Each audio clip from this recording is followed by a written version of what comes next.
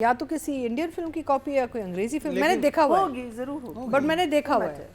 I've seen this exact sequence in a film somewhere. Tuition लिखी तो, होगी तो हर चीज ना ये पकड़ती है हमेशा कि कॉपी हुआ है। हमेशा पकड़ती हैं ये पुलिस है कौन है तो छापा मार लेती हैं अतीका हमेशा। No, do selfie. Let's take a selfie. Just married.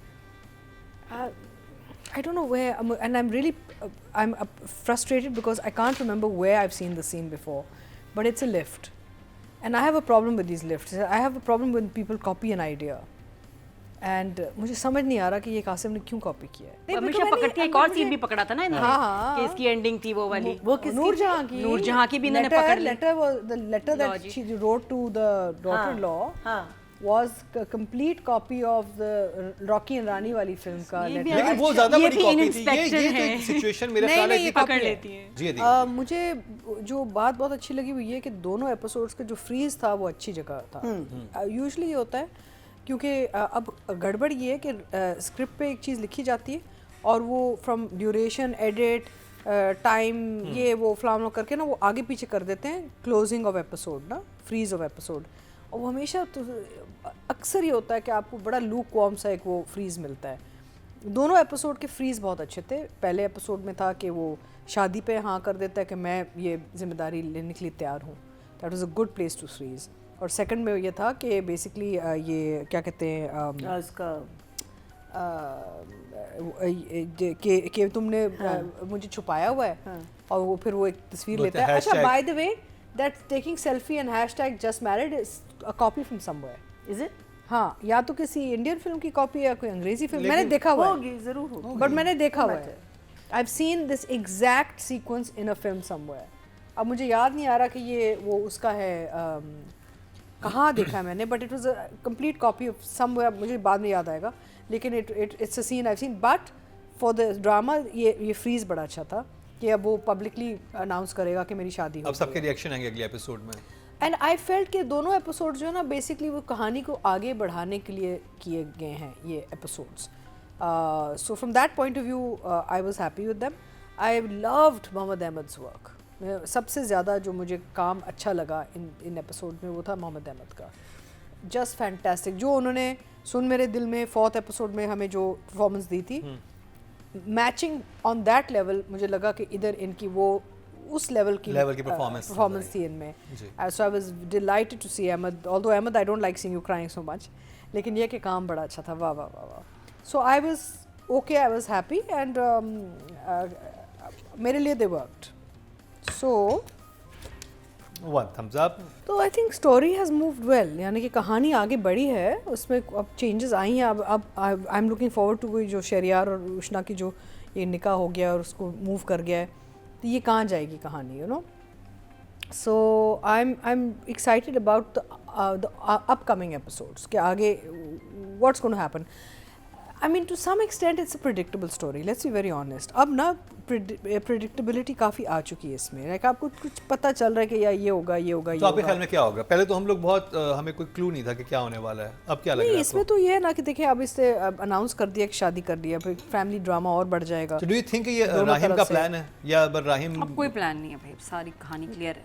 नहीं, क्योंकि अतिका जी का राहिम का प्लान नहीं है ना, ये तो बहुत ही एक बहुत बड़ा फ्लॉ है। उसको एक और लड़की से मोहब्बत थी, हाँ ठीक है, वो अपनी वो उसको पसंद करता था, जो मंगनी की हुई थी, उसके कदमों में बैठ के वो तो कहानी खत्म हो गई ना। तो वो इतनी जल्दी वो सब आपकी मोहब्बत निकल गई, ये कि वो अपनी मोहब्बत को बचाने जाए, वो इससे शादी करना, वो मुझे कुछ समझ नहीं आ रहा कि बेसिकली उन्होंने उसको माहौल और सर्कमस्टांसेस ऐसे बनाए हैं।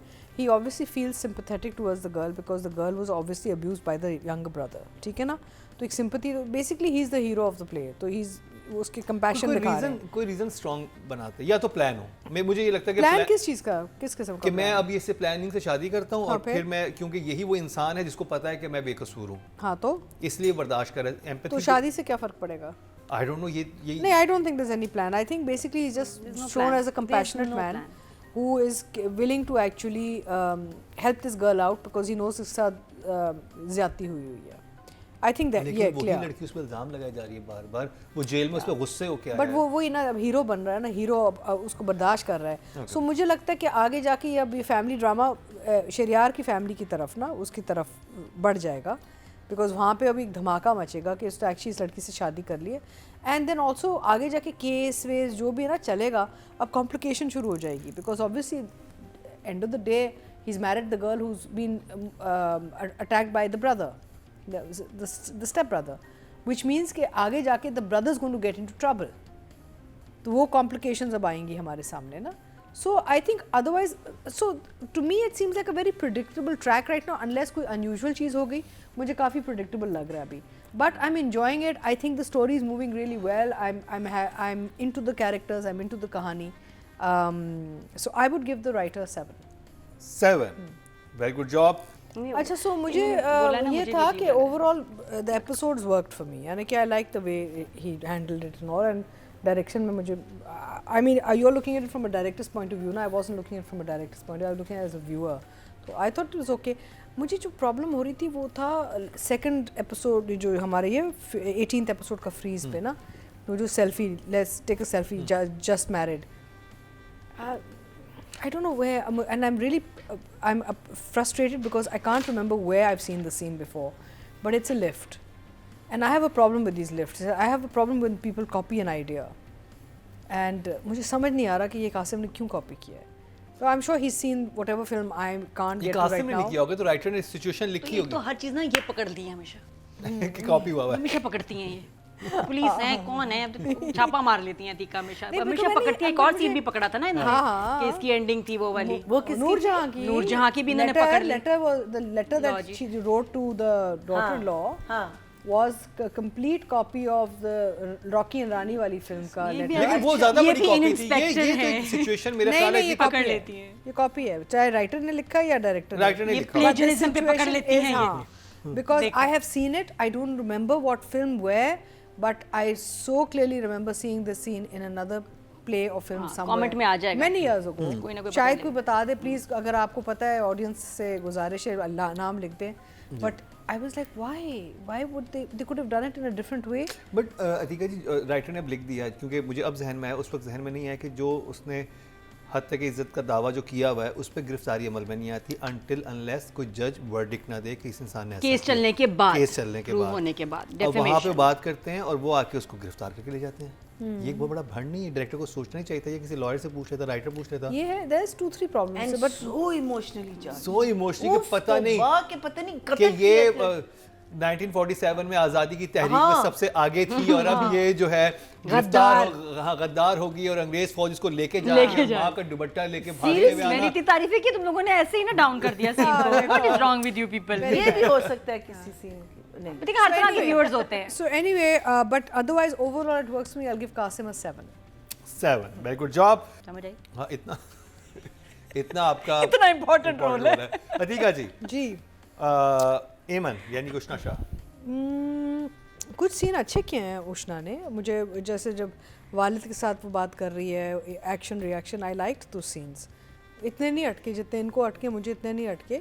Yes, she can do a lot better for sure. अब वेकेशंस आएंगे ना, आप जरा अच्छे मूड में हैं। नहीं, I am just saying relax होके देख रही हैं। नहीं, मुझे आई बैक टू होम, वो उसकी हैप्पीनेस भी होगी। आई मीन हमने बात की गैर में कि क्या मसले थे, राइट? इसमें सच आई थिंक हाँ, उतने मसले नहीं, इतना नहीं है। एंड ऑल्सो उसकी जो अंग्रेज़ी और वो सब है ना, मैं उष्णा से मिली थी तो उसने मुझे बताया भी था कि इसका जो बैकग्राउंड है कि इस लड़की ने अंग्रेज़ी मीडियम स्कूल में पढ़ी है, ये पढ़ी है इन इंग्लिश मीडियम स्कूल, तो इसलिए उसके पास ये अंग्रेज़ी ठीक है इसकी। मैंने कहा कि how you speaking such good English, because वो होटल में ना जब वो बात करती है तो इसे नहीं बैकग्राउंड है उसका, तो कहीं पर बता देते हैं। वो बोला हुआ है, लेकिन इस एक्सीडेंट के बाद, इस ट्रेजेडी के बाद फिर तो इंग्लिश स्कूल पीछे रह गया ना। फिर तो आप एज अ पर्सन सामने आएंगे ना, आपका हुलिया अब तो कंफ्यूज्ड आपके पेरेंट्स कंफ्यूज्ड है। सो बेसिकली वो थोड़ा सा अप डाउन है। I didn't think it was, I think she did okay, nothing wow, nothing like it could have been better, but she was okay. So I think I'll give Ushna 6. Okay, job जी। तो शहरियार का ये है कि देखिए इसकी जो हिचकिचाहट है लड़की के साथ is also very natural, because actually तो उसको मोहब्बत अपनी फियांसे से थी ना, तो वो रिश्ता टूट गया। तो इसके साथ he is not in love with this girl, इसके साथ ना इश्क है ना कोई इंटरेस्ट है।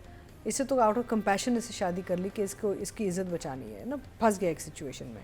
Now he is trying to make the most, do the best in that situation. अब वो घर भी जो नहीं लेके गया, कहता है कि माय फादर्स नॉट, मेरा बाप बीमार है और मैं नहीं चाहता कि उनको इतना बड़ा झटका लगे अभी, यू नो।